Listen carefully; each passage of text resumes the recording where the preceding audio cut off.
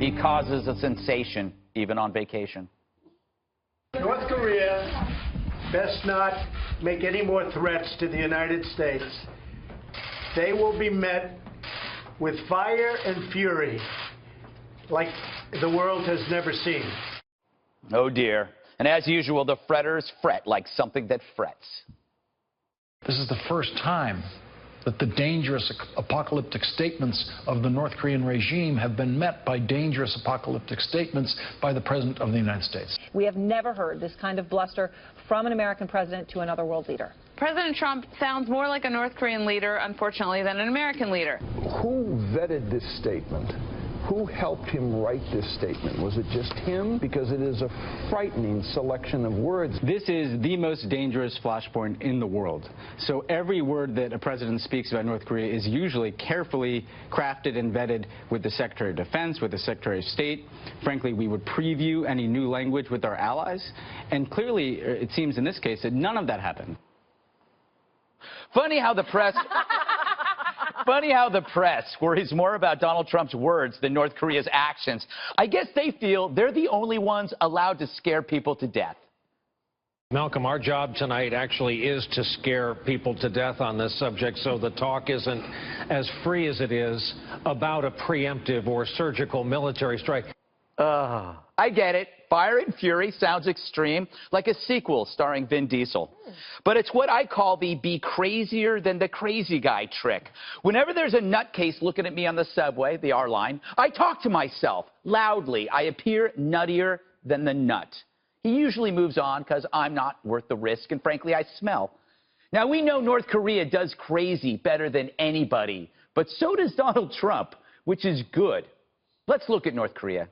Now let's zoom out. That's 25 million people living in a dark hole, existing like a raccoon under your house for decades. That raccoon isn't nuts, but acts that way to keep you from trying to kill it. So it lives in the dark as the rest of the world rolls merrily on. The question is, has this raccoon gone batty, or is it simply displaying a strategic irrationality, snarling to keep everyone at bay? My sense is if we do nothing, they do nothing. But if they do something, it's over for them. So maybe they won't? I mean, do you think they're going to risk it all on Guam? Aww. Nope. The raccoon stays in its hole while Trump speaks to them in raccoon. So I say instead, worry about the truly apocalyptic, those who believe martyrdom trumps life. All they need is a dirty bomb and a chance. North Korea is truly a risk, but radical Islam, that's the ruin. Dana, you almost took a job in Guam. What did Guam do to deserve this? I feel bad for Guam. I do too. Yeah, but when I first left college, graduate school, I was looking for a job in local television, and there was a job going as a newsreader in Guam at the base. Wow. Yeah. Oh my God. Instead, I ended up going to Washington, D.C., the swamp. So why do you hate Guam? I love Guam. Okay. I mean, What happens now? Why do you hate what happens now? Well, I think that the compilation that you did of the reaction is good and instructive, because this happens over and over with Trump. So he says something that everyone overreacts to, and then after a night's sleep, you wake up and go, oh, okay, wait, I get it. Yeah. And you also have to think that yesterday, it wasn't that it was off the cuff. Okay, obviously, he's talking about North Korea with his national security team all the time, but it wasn't written down, and it wasn't in a teleprompter, and it didn't go through White House staffing. But this is the president of the United States. He has to make a decision now. He is facing something that no other president has faced, which is that now the situation got real. Yeah. So he has to do something. So he, I think, was talking directly to North Korea. I think he believed that his comments would reassure Americans, and I don't know if that actually was the case, and he'll figure that out. But for me, I'm like, yeah, what he said is true. If North Korea does something, we will do that. Yeah. You know, Marie, he is a negotiator. And so isn't this a negotiating stance? You were going to say you're going to blow us up. Fine, we're going to blow you up, too. And then somehow you meet in the middle. Well, I'm not sure the Trump administration has a plan for how to meet in the middle here. And that's a really complicated thing that all administrations for decades have tried. The problem for me with his rhetoric is that he's sort of backed himself into a corner here, because he's almost promising very escalatory, what would be very dangerous military action, and there are no good military options. They are all very ugly. Or if he doesn't do anything, it's almost like been shown to be an empty threat. And I don't know if the Like American... a red line, Marie? Well, we were talking about this before the show. I would advise presidents not to get anywhere near calling things red lines because the situation changes. Things are very complicated. And I don't know if the American people know what he's talking about, but who I really care about is the North Korean dictator and how he is calculating what Donald Trump is saying and how he will respond. Well, Kimberly, do you think that the North Korean dictator really thinks we're going to invade? Or is he just doing this to establish some kind of relationship? I'm here representing the red line. Yes. Don't cross her. Don't cross me. Indeed. He knows I'm talking to him, Kim Jong. Yeah, I think that the comments actually are directed at both North Korea and China. And you've seen in terms of moving military assets, Russia has done so, and now, China, because they want to cover their bases here, especially because of, yes, the inflammatory rhetoric by the president. But I think he did choose his words carefully. I think he meant to say it. That's exactly how he feels. And I'm sure that if they tried to dissuade them, it appears that they were largely unsuccessful. So in terms of listening to him, you have to think Kim Jong-un, China, they're saying this guy could in fact do this. Right? And you've seen them respond in kind to try to prepare themselves for it. I would take him seriously. I don't think he's ruling out any options. And I know for a fact that he thinks this is the biggest threat that we're facing right now as a country. You know, Jesse, I think it's refreshing. For the longest time, we're always the rational, like we use rational conceptual terms. And in Iran, they burn the flags, and everywhere else, they're marching the streets, death to America. It's kind of nice that, like, now to actually use their language and see what happens. Trump was speaking in language the North Koreans can understand. Strong military terminology. Obama's fluffy talk, what did that result in? The North Koreans nuked up. They fired off more missiles more than any other president in U.S. history. They accelerated their nuclear program while Obama was speaking deliberately with very diplomatic tones.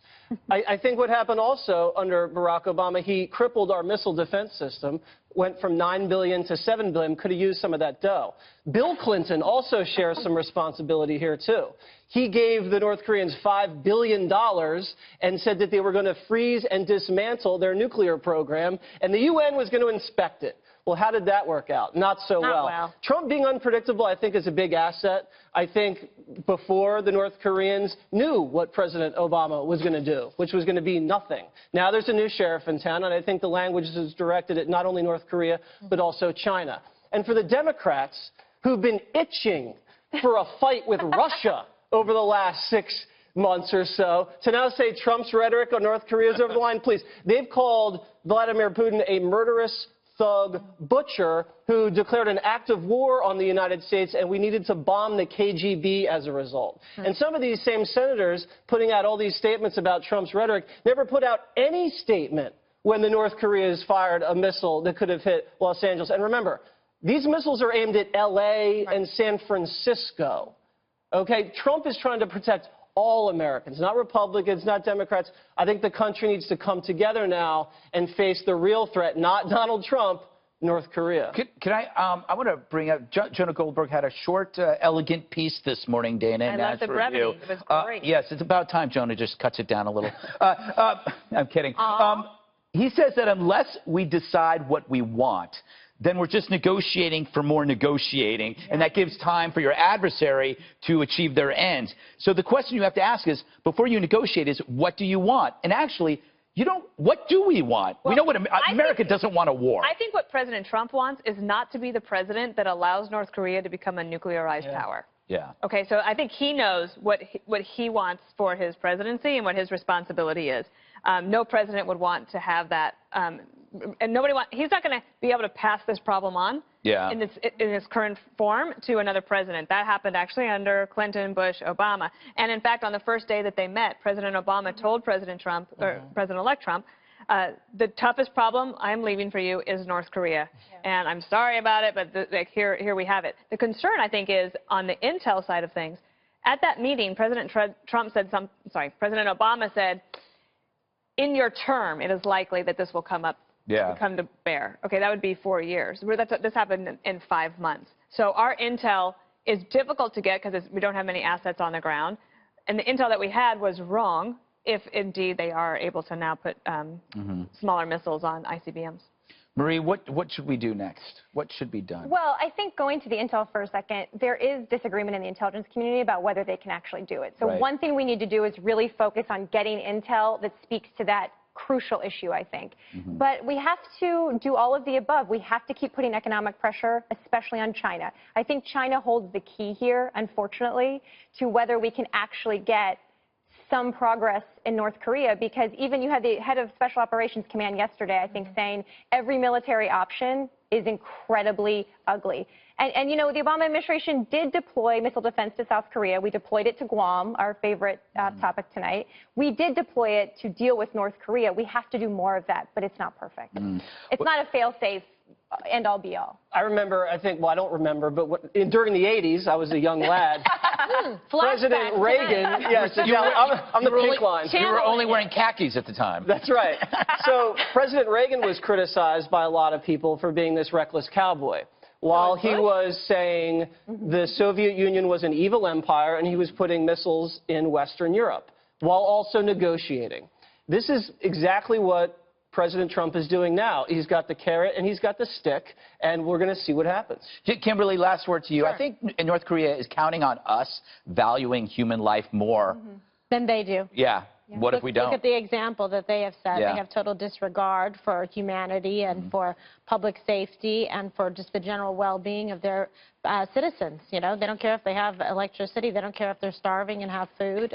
It's just horrific conditions there. So, yes, they're hoping that we are going to say, wait, the cost is too high. And of course, when you look at it from any military calculation, it is extreme and it is ominous. And that's why, you know, great care must be taken. I think that's why there is the criticism of the rhetoric that was used that's been called bombastic, et cetera. But again, I think if the president had to do it over, he'd do it again. Yeah. I just don't like the fact that North Korea is making it our problem. Like, it feels like they're trying. That's what they want. They need an external foe to point to their people to say, this is our problem. And unfortunately, the president's rhetoric provides that in propaganda form. Can I add one thing? Yes. Sorry. One more thing. It's that all the problems of the world come to the president's desk. Yeah. And that's the job. And the thing is, I think a danger here is that they can handle a lot, but just imagine it. So there's this North Korea thing. We're 24/7 on that. In the meantime, Russia is still threatening in Ukraine and elsewhere. You have Iran that is actually doing funny business all throughout the region, especially in Lebanon and Syria. You have Venezuela about to be a failed state, and you have a growing humanitarian crisis in Africa. And there's probably lots of other things I haven't even mentioned, like climate change. There you go. All right. Lower on the upbeat.